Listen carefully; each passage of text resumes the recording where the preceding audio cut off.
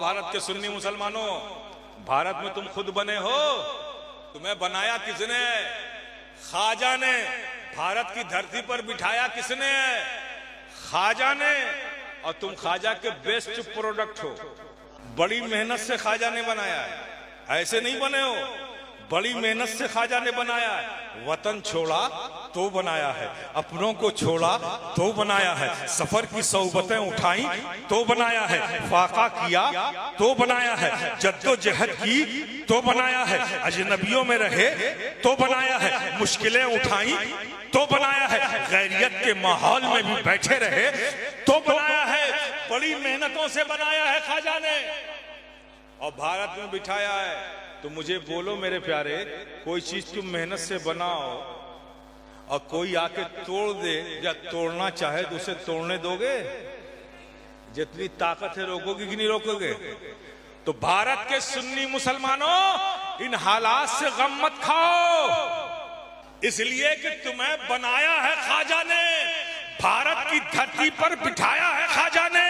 अरे जिसने बिठाया है, जिसने बनाया है, किसमें दम है कि वो तुम्हें भारत से उठा दे। आस्थाओं का बड़ा रिवाज चला हुआ है। हम कहते हैं स्टेज पे, भारत के हर स्टेज पे, कि ठीक है आस्थाओं की बात है तो हमारी भी आस्था, हमारी भी आस्था, हमें भी अच्छी तरह मालूम है। ए भारत के इख्तिदार पर बैठने वालों, तुम्हारी आस्थाएं हैं तो हमारी भी आस्थाएं हैं। हम भी जानते हैं कि भारत की कुर्सी पर, ये हमारी आस्था, भारत की कुर्सी पर चाहे इब्राहिम लोदी बैठे, चाहे नरेंद्र मोदी बैठे, लेकिन हम समझते हैं कि हुकूमत हमारे ख्वाजा की है।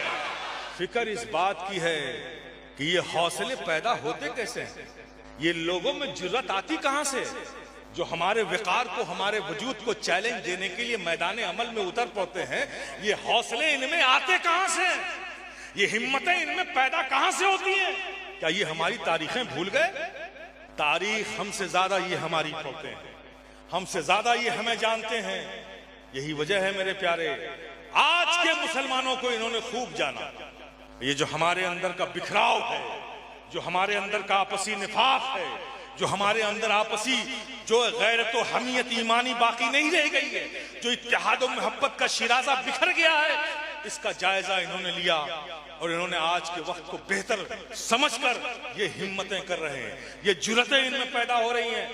ये फकीर अशरफी पूरे चैलेंज और यकीन के साथ कहता है मेरे प्यारे कि काश के तुम फिर एक हो जाओ, तुम नेक बनकर एक हो जाओ, मिल्लत का दर्द अपने अंदर पैदा कर लो, सिर्फ अपने लिए मत जियो, अपने दीन के लिए जियो, अपने कौम के लिए जज्बा रखो, अपने अंदर इत्तेहाद रखो, अपने शऊर को बेदार करो। अगर गुलामी ही रखनी है तो गुलामी का पटका तो तुम्हारे गर्दनों में डाला जा चुका है, तुमने अपने आप को बाजारे मुस्तफा में बेच लिया है। अरे बिके हुए माल हो तुम, आजाद नहीं हो, तो फिर कैसे दूसरों की दहलीज पर अपने को बेचते हुए नजर आते हो? जब तुमने बाजारे मुस्तफा में अपनी जानों का सौदा कर लिया है, गुलामी मुस्तफा का पटका अपनी गर्दनों में डाल लिया है, तो ऐ गयूर मुसलमानों, तुम्हारी गैरतों को क्या हो गया है कि तुम अपनी गैरतों को दूसरों की दहलीज पर बेचते हुए नजर आते हो?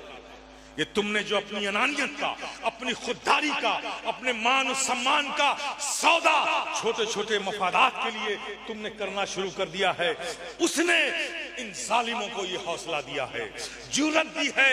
अगर तुम चाहते हो इनके जुल्म को लगाम लगाना, अगर तुम चाहते हो इन दरीदा दहन, इन दराज जुबानों के जबानों पर लगाम लगाना, तो प्यारे किसी हाथ में पत्थर लेने की जरूरत नहीं है, सड़कों पे निकलने की जरूरत नहीं है, तुम सिर्फ एक बार मुत्तहिद होकर देख लो, ये एहसास करा दो कि सुनो, अब ये पत्थर तुमने अगर असलम को मारा है तो उसकी चोट का एहसास उसे बाद में होगा, अकरम को पहले उसका एहसास होगा। सुनो, अगर किसी अकबर का घर जलेगा तो उसको घर जलने का दर्द बाद में होगा, लेकिन जावेद वो दर्द अपने सीने में पहले महसूस करेगा। ऐ मुसलमानों, वो जज्बे क़ुव्वत अपने अंदर पैदा करके एक खुदा, एक नबी और अपने बुजुर्गों की गुलामी का हक अदा करते हुए एक हो जाओ। खुदा की कसम, इन जालिम कदों में जलजला पैदा हो जाएगा, इनके ऐवानों में लर्जा पैदा हो जाएगा।